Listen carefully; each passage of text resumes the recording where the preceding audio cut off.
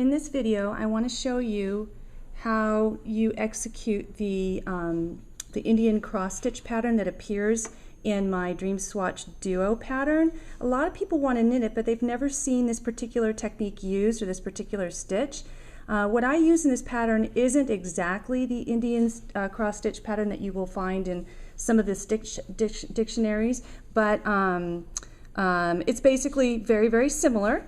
As you can see, and I'm hoping that you can see it because it's dark yarn, that we've got a series of overlapping stitches, and you achieve these rearranged stitches by wrapping your yarn around the needle a couple times, well in this case 3, and then on your way back you rearrange the stitches, and then you knit them in their new order.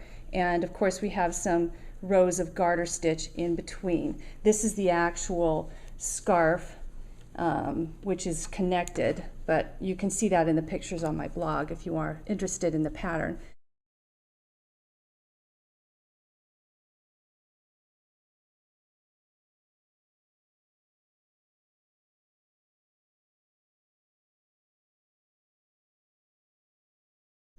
Okay, I have a little swatch here, and as you can see, we've got a few rows of the garter. We've got the 2 rows that actually make up the cross-stitch portion of the pattern, of the rearranged stitches, and then another few rows of garter, and now I'm ready to actually execute the 2 rows that will make up the cross-stitch. Basically, you wrap your needle 3 times. See, there's 3 wraps on the needle. You just insert your needle into your next stitch, wrap 3 times. Let's do that again so you can see it better. Wrap 3 times. That was 2. Now, if you were a thrower, I'm a continental knitter. Let me see if I can show you how it would work. Let's see, got to figure this out. What you would do is you would insert your needle. Since you're a thrower, you'd wrap 2, 3 times, pull it through. Wrap 3 times, right? Pull it through. It's kind of important that you maintain an even tension, or else your wraps, once you drop them to create the elongated stitches, they will be of different lengths, and the cross-stitch portions will probably not look as pretty.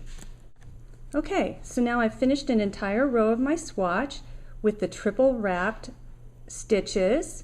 So for each knitted stitch you have 3 wraps, and what you do to begin the actual crossing of the stitches is you're going to insert your needle, your right hand needle, and you're going to lift off all 3 wraps. See how long that stitch is?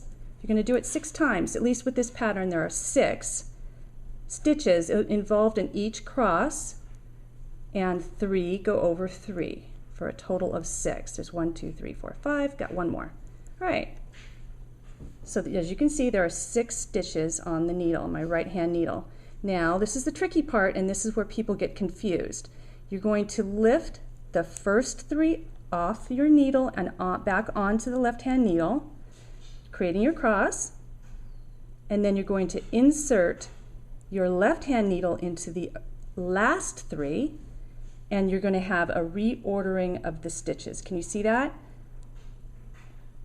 The first 3 is now the last 3, and the last 3 are now the first 3.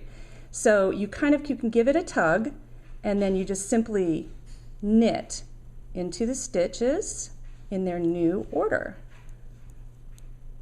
And sometimes get a little bit weird, but it's pretty easy to work out. See? Now, for you people who are throwers, I'm going to attempt to do it in that fashion so that you can see. Give me a second to figure this out. All right. We're going to lift 6 stitches with their wraps. See, there's 1, 2, 3 wraps. Now 1 long stitch, 1, 2, 3 wraps, now 1 long stitch on the right hand needle.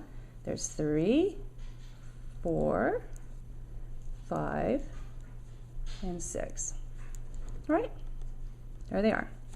kind of scooch them. And you know what, once you get into better practice, it moves pretty quickly. It takes a while it takes a couple tries to get it so that you can go smoothly. All right, there you go. These are now in their new order. Can you see that? New order. And then I'm going to kind of hold them. See if I can scooch these up. Okay, let's throw it. So you can tell that I'm not used to knitting this way, but at least I'll give you an orientation so that if you are a thrower, it will be easier for you to comprehend what's going on. Because sometimes I find when I watch people who knit continental, even though I knit continental, I get a little bit confused because of the quickness of the movements, and it's not so obvious. The hands don't move so much, so it's harder to make out what's going on. But here you go. Here's a cross stitch throwing style.